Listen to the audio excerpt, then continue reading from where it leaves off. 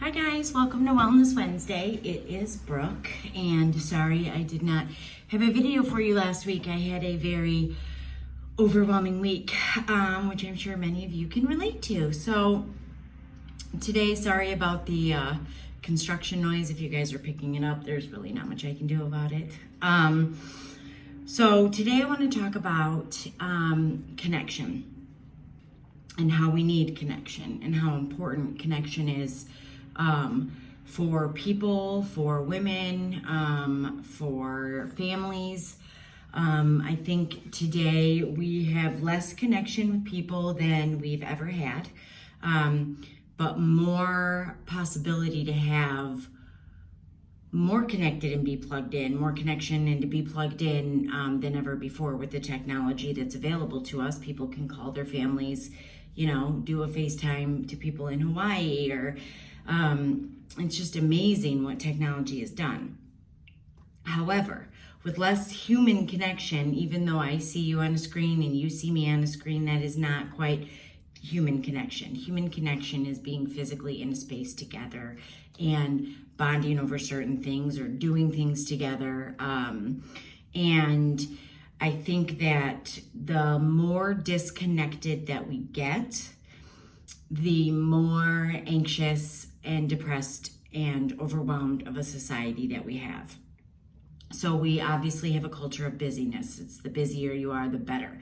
The more productive you are, the better. Like piling everything on until you're about to break, literally, and not focusing as much on your relationships because you have a false sense of relationships with people via social media.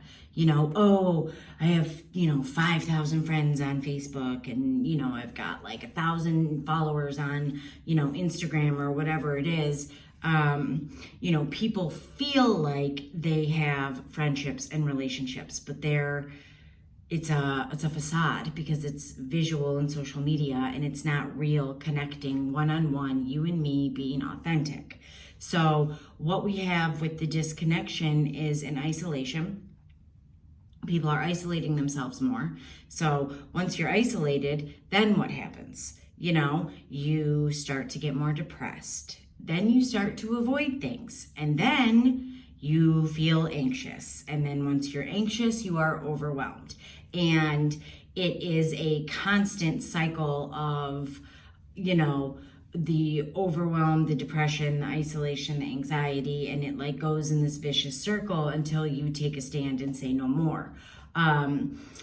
So I'm not saying not to be involved in social media or technology. I think it's so great. I think having all the tools that we have access to and the way that we can see into people's lives is amazing.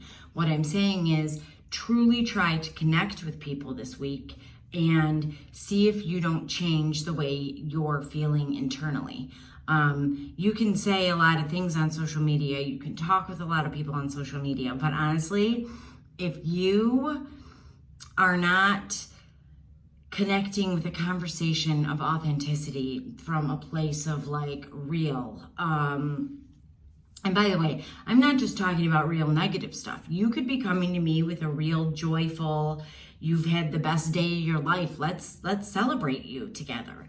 It doesn't always have to be the negative.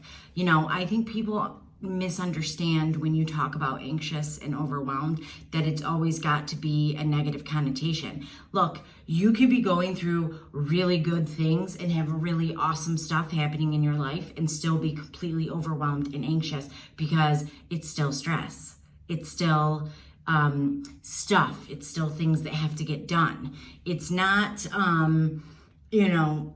only for people that are struggling emotionally. It's for people that are, when I talk about being overwhelmed, I mean overwhelmed. I don't mean because you're depressed, because you're anxious. I mean, you have so much on your plate, good or bad, that you are having trouble getting clear on your priorities in life, what you want out of life.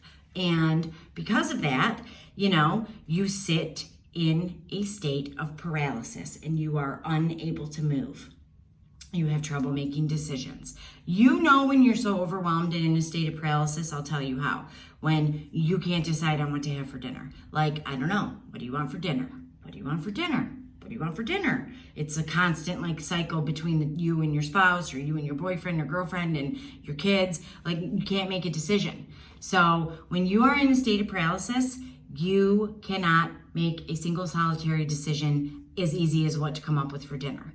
So the point of life coaching, the point of what I do, is to offer you a program that is 12 to 24 sessions that is designed to help give you clarity to get clear on your priorities. What's important to you, not what's important to your mom, to your husband, to your kids, to your, to your wife, to whoever. Like, it's what's important to you. Let's find your priorities, and then let's help you set up some boundaries and come up with steps and actions to take each week to get you to where you want to be in your life. It's your life to live.